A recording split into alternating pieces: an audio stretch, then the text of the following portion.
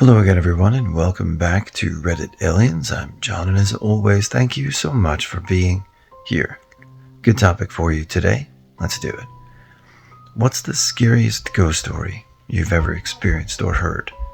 Please remember to like, share, hype, listen, and ask for shoutouts, and subscribe.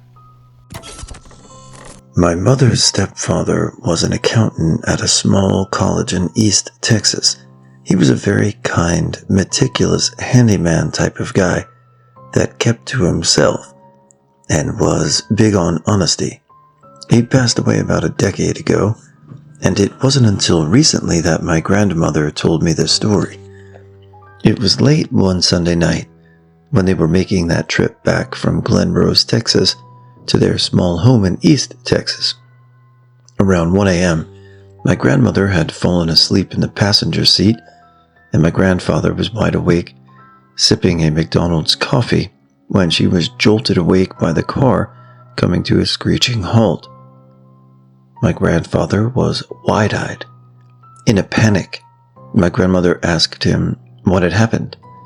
She says that he could barely speak and was absolutely terrified by what he claims he saw. It was a furry little man, gremlin-like creature with huge round eyes and razor-sharp teeth, standing in the middle of the road. It was crouching as if it was about to jump onto their car and attack them. As soon as my grandfather rounded the corner, he slammed on his brakes in an attempt to avoid hitting it. He claimed that it began to run at the car, lunged toward them, and then immediately disappeared before it hit the windshield. She said that he was so shaken up, he asked her to stay awake for the next 2 hours and hold his hand as he drove into Dallas. This was an honest, hardworking man in his 60s who wouldn't tell you a false story, even if it merited a light-hearted reaction. I was at a hospital on the Hospice oncology floor. I've only experienced it once, but I've talked to many nurses who have had the same type of thing happening. It always seems to happen with the patients with cancer metastasize to the brain or are just too far gone to be completely oriented. I was in a patient's room giving medication when she looked at me and held her hand out like she wanted to give me something. I held out my hand and she opened hers like she was dropping something, but nothing was there. I said, "I don't see anything. What is it?" And she said, "It's my last breath. Give it to that boy over there." By this time, I'm obviously super creeped out and am ready to get the hell out of that room. But my curiosity gets the best of me. I ask, "What little boy are you talking about?" And she said, "The boy with the red hair and face. The one that's in that hole in the wall." We've had lots of incidents of patients saying that they see a little boy following the nurses around, or that they see a woman in red in their rooms. Backstory. My sister married young at 18 and worked 2 jobs to support herself, her lousy husband, and my niece Susie. She left the house at 8 a.m. and returned home at 8 p.m. She kicked the louse out when she discovered he locked Susie in a closet with a box of cereal and a diaper and left her there all day. We didn't know this was happening, but that's around the time when this saga came. Susie's imaginary friend. She talked about her and to her all the time. We asked her many times if she meant Jessica, and she would get mad and say no. She said her name is Desaga. There are many stories of Susie and Desaga talking and playing, some creepier than others, and soon my sister forbid Susie to talk about Desaga, or for us to talk to Susie about Desaga, revealed the closet secret when she told her mom, "Desaga is mad at you because you don't believe she is real. She comes to play with me when Daddy closes the closet door after you leave and lets us out before you come home." Creepy, right? Poor kid. conjured up an imaginary playmate for the year her dad was supposed to be watching her. Now comes the super creepy part. My sister is now divorced. Susie is not allowed to talk about the saga. It's been a while since her dad has lived with them, and they're moving out of the house they rented. The sweet old landlord is there, oversee the move out, and he says, "I was always worried about your little girl on those basement stairs. My little granddaughter, Jessica, fell down those basement stairs and broke her neck, and died in front of that closet door down there." My sister said she got the chills and simply said, "Jessica?" And the old man looked at her and asked, "How did you know that's how she said her name? She was 4 and couldn't say it properly. How did you know?" Sadly, my sister is very good at denial and told him she didn't know what he was talking about. Took the last of her things from the house and left. Fast forward 20 years, and we're still not allowed to talk about Susie and her friend Jessica. And I hope she doesn't see this and recognize her story. She's also never been informed of the abuse of what happened to her when she was 5, and we have strict orders to never discuss it with her. Edit. Spelling. Hey guys, not gonna do any shout outs today, just a personal thing. Last night I was at work and my wife called and she told me that our 18-year-old Chihuahua passed away. His name was Chachi, and he was a good boy. So, a little sad today, but yeah. He really was a good boy. He used to get the zoomies all the time, and I'd come home. I was only with him for 4 years personally, but and my wife says, he loved me, and he was really cool. So I'm just rambling now, but anyway, be well, and love the people you love, and your pets, and see you guys tomorrow. This happened 22 years ago when I was 11 and living in the Philippines. The night us still very vivid to me to this day. This happened around 1 a.m. My grandpa was in his deathbed in a hospital, so me and my brother were left in the house with a family friend, while my parents and the rest of our relatives were in the hospital to say goodbye to our grandpa. Me, my brother, and the family friend were all still up this late because we were aware that this was going to be the last night my grandpa would still be alive. Now, when he was alive and healthy, my grandpa lived with us, and he was notorious for being the very first person to be up early. And he's up because you can hear him sweeping our driveway as part of his daily routine. That night, we were still up. Me, my brother, and the family friend were all in the same bedroom talking about our grandpa. All of a sudden, we all stopped and talking and sat on the bed with a frozen look on our faces as we can distinctly hear someone sweeping our driveway. We were all freaked out at this point because we know the sweeping noise was distinctly coming from our driveway, and that no neighbor of ours is up that early to sweep their own driveway, let alone ours. Even our dog, who's staying outside, was so freaked out he was howling as if he literally had seen a ghost. This went on for a good 15 minutes, and we were all holding each other in the corner of the room, scared shitless with the lights on. An hour after it stopped, at maybe around 2:15 a.m., a family friend who was also at the hospital came to our house and broke the news to us that my grandpa had passed away and that they're bringing his remains to our house for the wake, as it was customarily done in our culture. This really happened when I was a young kid around 14 years old. When I was young, times got rough and we had to move from our house I grew up in to another part of the state because my parents got a good job and things were finally looking up. There was a catch though. The house had something left behind. At night you would hear footsteps on the roof. We had no attic. And at random spots in the house at night, dishes would be moved, the table chairs would be flipped upside down, pictures knocked off the wall, and you always had the feeling you were being watched. If you had your door shut at night, you had the chance of it being opened and slammed shut again. Several times, my parents thought it was me doing a prank because of what was happening in the kitchen at night, but it happened to their closet doors. When they checked it out, no one was there. We never saw anything, but it left clues like I explained behind, so you knew something was off. Other things tampered with included things like the TV being unplugged to handprints and smudges on cleaned surfaces. The last night I stayed in that house was when everything went to hell around 2 a.m. at night. The gas stove turned on. Every single light switch flipped on in the house. Random windows opened. Doors opened and slammed. Everything in the kitchen got tossed around like nothing. Our fish tank exploded, making the carpet wet. There were wet footprints on the tiles on the kitchen. I still remember seeing the fear in my father's eyes. He was never scared of anything, but he screamed at my mom and me to get out several times while I was asking what is going on.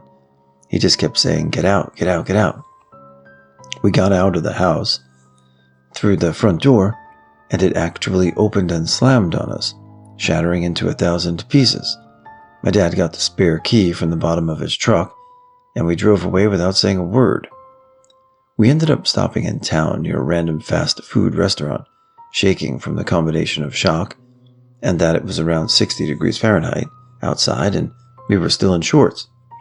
We had contact with a preacher because of our situation of this haunting, and we called him around 3 a.m. that night for guidance.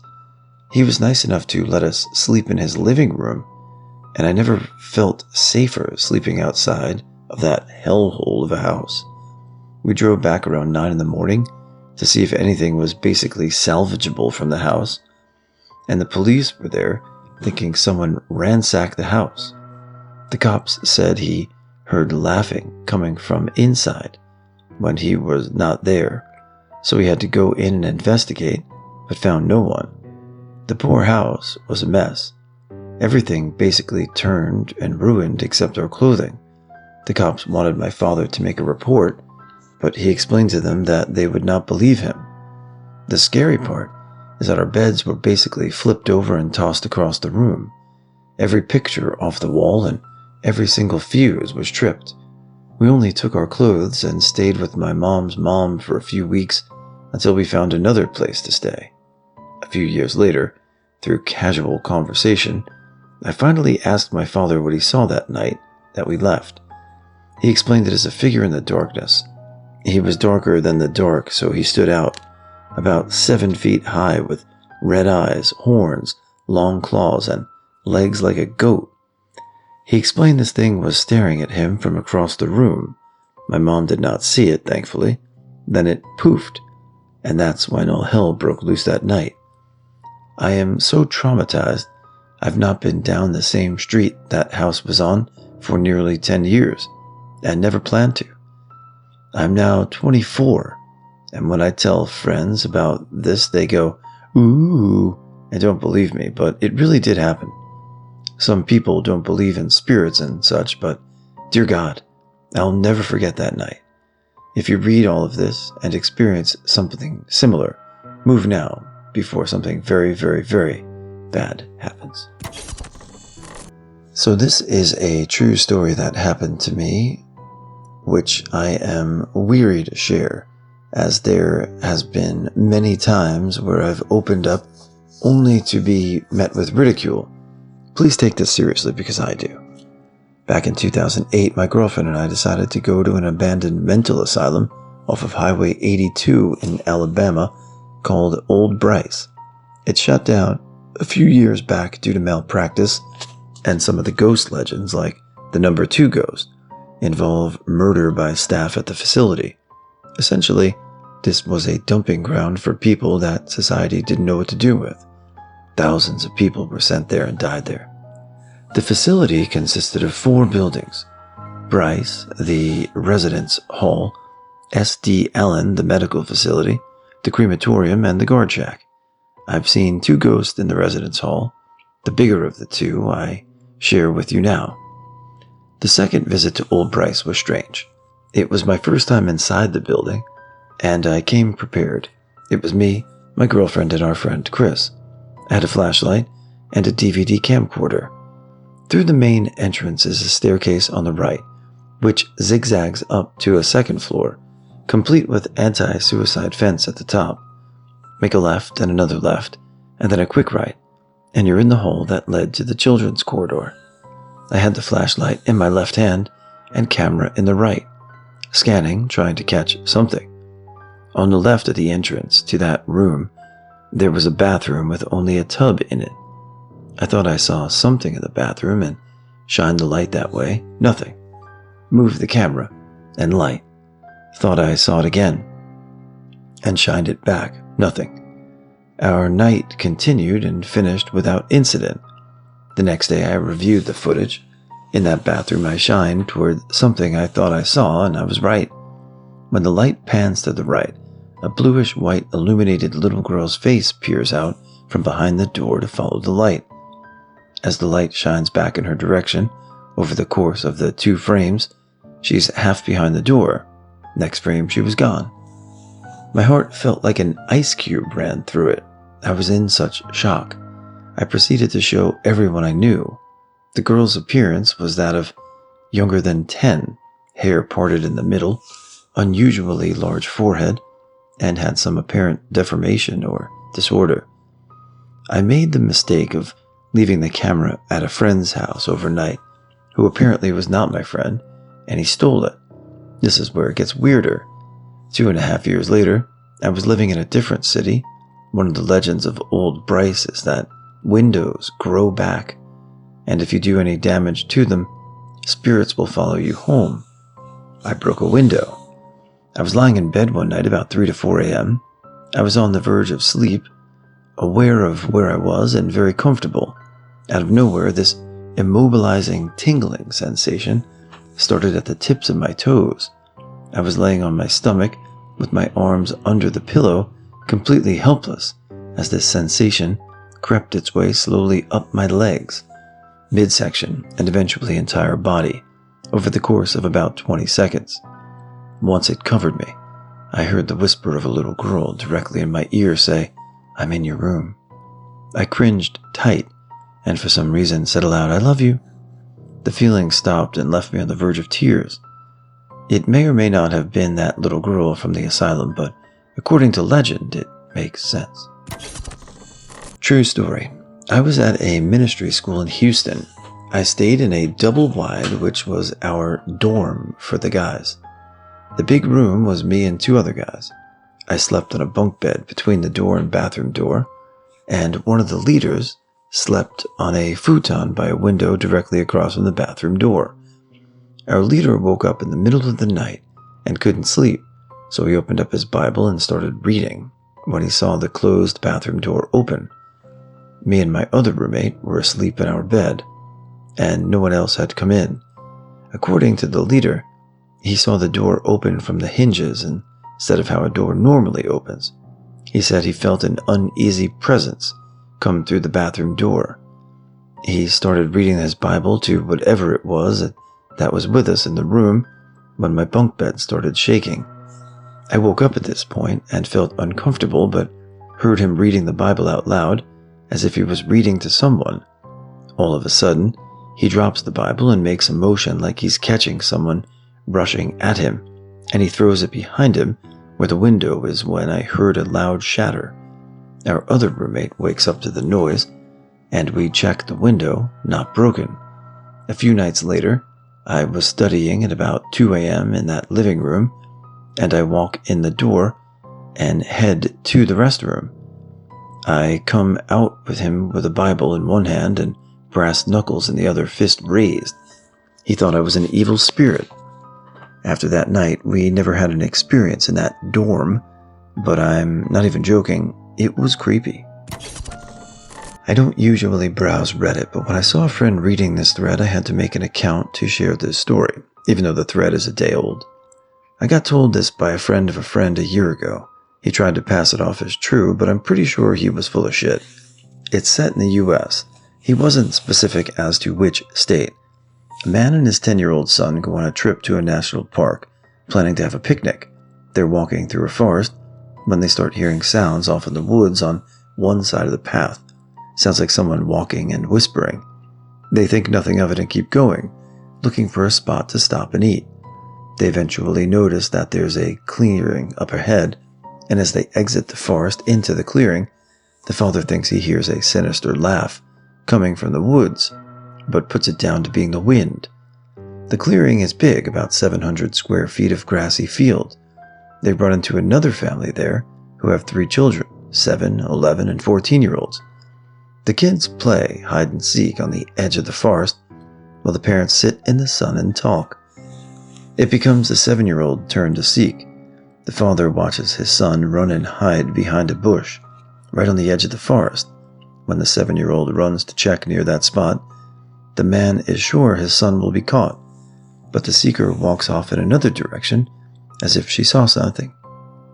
Eventually, the other kids are found, but they cannot find man's son. They declare the game to be over, and the man goes over to get his son from hiding. Very quickly, he realizes something is wrong. The area around where his son is hiding smells of sewage, and his son is nowhere to be seen. Despite an extensive search, the only clue is another group of hikers who claim to have seen a figure running in the distance with something flung over its shoulder. Then a few minutes later, they heard a piercing scream come from the direction the figure was heading. After a long police search, no other evidence surfaces, but one morning a few days later, a park ranger finds the son's clothes piled neatly at the entrance to the path that the man and his son had walked up that day. A couple of summers ago, I was helping my brother and his friend on an independent film, a post-apocalyptic western called Ode to a One-Eyed Mule. We were putting in 18-hour-plus days for 3 weeks straight. After the last day we worked, I went home and just crashed out on my bed. My room was as dark as it had ever been. I like it really dark. I run a box fan to drown out all noises too, so I can rest without interruptions. About 20 minutes of laying there, staring at the ceiling, I feel something tug on my right leg. I look down at my feet, and I see a little kid standing there pulling on my leg. I try to tell the kid to stop because I'm tired and want to sleep, but nothing comes out. After a few seconds, I realize I don't have kids, and start to panic a little. I watch the kid start to walk around the bed to where my head is. I just stare as he's standing about arm's length and just staring at me also. I then realize that the kid I'm staring at is me from when I was about 5 or 6 years old. Finally, I'm able to move a little, and I reach for him, but when my hand reaches him, he disappears. I lay there in amazement for a while, trying to figure out what the hell I just witnessed. I just chalked it up to me being tired, so I rolled over and went to sleep, finally. I haven't had any experience like that since. My grandfather owns a wooden bar that he keeps in his basement with all the cool little knacks, from closed and open signs to bottles that were first drank at this bar. At the time, the origin of the bar was kept from me and my siblings. I was around 12 and was fairly aware of the supernatural from my previous encounters. I'll explain that one later. Me being the scaredy cat I was, I always hesitated going to his basement. My uncle lived down there and loved to play horrible jump scare jokes. My grandfather asked me to go grab him a liter of ginger ale from the fridge that was in the basement.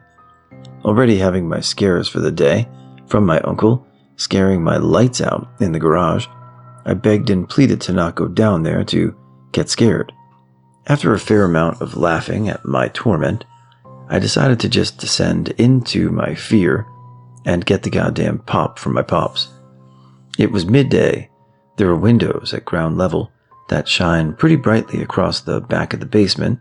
The fridge was old and made loud creaking noises from time to time when opened, and also sat adjacent to the bar's walk-in to go behind it. Opening the fridge would block all view of the bar itself. Upon reaching for the ginger ale, a large creak from the fridge, I hear an interesting cackle come from one of the seats at the bar. I took a deep breath and prepared for my jump scare shitstorm to begin. But, to my surprise, there was a man sitting at the bar. My uncle wore very old-school clothing, like Coogie, but this man wore a cowboy hat, wife-beater, and jeans. Never once did I catch a glimpse of his feet. "Uncle? This is pretty lame, even for your standards. Cowboys aren't scary," I said. The man looked over, smiled, and tipped his hat to me. Mind you, the distance from the stairs to me is about 15 feet, and from me to this man was about 10. His thick silver hair sat at his neck, and he looked of Native American descent. I could see him clear as day, and had realized that it wasn't him by features, but my uncle liked to wear masks to give you the "you don't know who I am" effect to his scares. Jokingly, I stepped away toward the stairs, ignoring his supposed antics, and froze to my absolute fear. I heard cowboy boots. My uncle, with no doubt in my mind, hates cowboys. Why hadn't I thought of this sooner? And who is this man just chilling in my grandpa's basement? Turning back to question the man's intentions, he began to walk back to my uncle's room, around the corner of the bar, opposite of where I was. As the man walked past my uncle's curtains, I was running around the bar to throw back the curtain and yell for my uncle, only to see neither my uncle or the man there.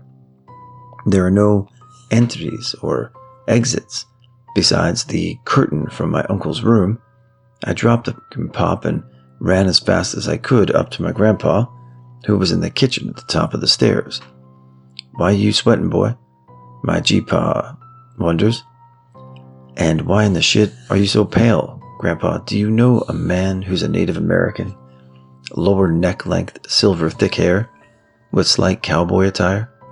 At this point, my grandfather's laughing uncontrollably and wiping tears from his face. Once he calms, he replies, "Yeah, he's my best friend, the one who gave me that bar. It was his favorite possession, and he made it himself." Before I could even ask, my grandpa continued, "And he's been dead for 20 years now." I have a story that I experienced firsthand. This happened when I was a boy around 10 years old. It was the summer of '98, and my mom let us stay up late because of summer vacation, and normally we would have just bugged the hell out of her and stay up late anyway. To this day, my older sister says she wished she went to bed that night. Anyway, all of us were in the living room. My mom, second older sister, my two nephews, who were only a few years younger than me, and myself. I remember we were watching TV, and the lights were off. It was late enough, so I'm sure my mom wanted us to wind down and was hoping for us to get sleepy. She was the boss. I remember my youngest nephew at the time was asleep when the living room light turned on. Scared the shit out of us, and by my right, because from what we knew, we were the only ones home. The lights turned off because we can't figure out why it turned back on. Now, we lived in a home that was kind of old, so my mom just kind of brushed it off like that could be the case and told us not to worry. Then the lights started to flicker on and off repeatedly. There were only two outlets to use the lights. One was in the living room, and the other was in the hallway outside of it. This is happening for less than a minute. Then the kitchen cabinets popped open almost all at once, but not all of them. My sister is freaking out.